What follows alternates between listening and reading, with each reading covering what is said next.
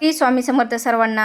मोदक कसा असावा तर जिभेवर ठेवताच विरघळणारा, एवढा लुसलुशीत असावा. बऱ्याच जणांचं काय होतं, ते करताना तर छान होतात, पण थोड्या वेळानं ते वातडल्यासारखे होतात.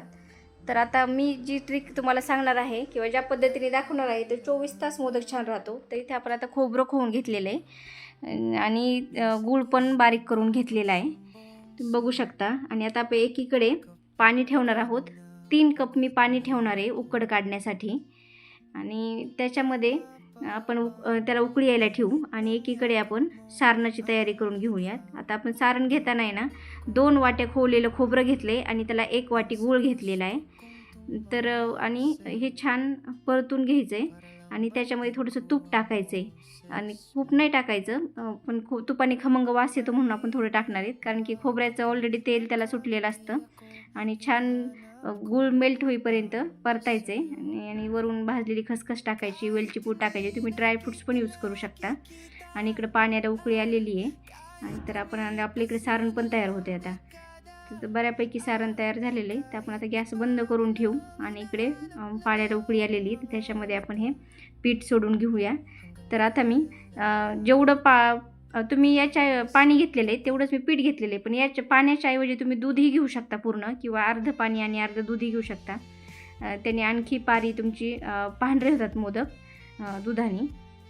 आणि त्याच्यामध्ये तुम्ही लोणीही थोडंसं टाकू शकता, जेणेकरून आणखी पांढरी पारी व्हायला मदत होते. तरी बघा हे पीठ अशा पद्धतीने छान हटवून घ्यायचं आहे. ते फार जड जातं हटायला. तर आता तुम्ही बघू शकता, हात लावून बघायचं थोडंसं झालं आहे का. थोडं हाताला चिकटलं नाही की ते खाली काढून घ्यायचं आणि थोडं छान मळून घ्यायचं.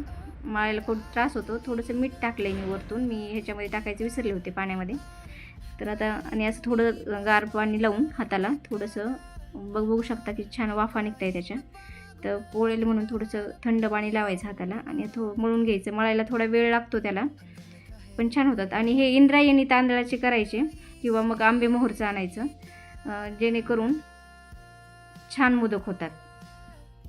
खूप जुना तांदूळ असेल बऱ्यापैकी तुटण्याची शक्यता राहते, त्याच्यामुळे तुम्ही जास्तीत जास्त आंबे मोहर वापरण्याचा प्रयत्न करा याच्यामध्ये. तुम्ही बघू शकता असं फिलिंग करून घ्यायची आहे आणि छान मोदक अशा पद्धतीने कळ्या मोडणार नाहीत. अशा पद्धतीने सगळ्या कळ्यांचे तोंड एका साईडला करायचे, मोडणार नाहीत. त्या पद्धतीने असं हळूहळू करून घ्यायचे आणि फक्त वरच्या बाजूला थोडंसं दाबून घ्यायचं आहे. खूप दाबलं तरी ते मोडेल, त्याच्यामुळे एकदम सॉफ्ट हाताने दाबून घ्यायचे.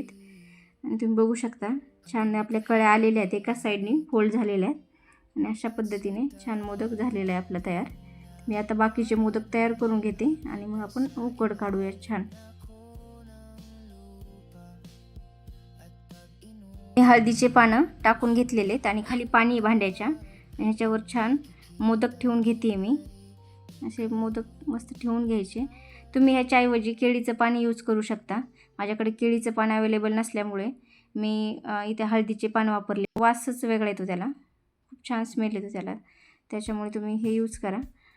आणि तुम्ही खाली कपडा टाकला तरीही चालतो आणि नुसतं चाळणीवर ठेवले तर खाली चिकटण्याची शक्यता असते आणि ते काढतानाही थोडंसं प्रॉब्लेम होतो. त्याच्यामुळे तुम्ही खाली पान टाकायचं. केळीचं टाका, केळीचं नसेल तर मग हळदीचं वगैरे टाकले तरी चालतात. बघा अशा पद्धतीने मी ठेवून घेते आणि छान त्याला आपण आता वाफायला ठेवता आहेत गॅसवरती. 15 ते 20 मिनटात होऊन जातात, जास्त वेळ लागत नाही. आणि तुम्ही बघू शकता खूप छान असे वाफलेले. त्यात हात लावून बघायचा थोडासा, जेणेकरून चिकट नाही लागलं की आपले मोदक तयार आहेत असं समजायचं. आणि आता आपण प्लेटिंग करूयात. तुम्ही बघू शकता खूप छान असे सुंदर मोदक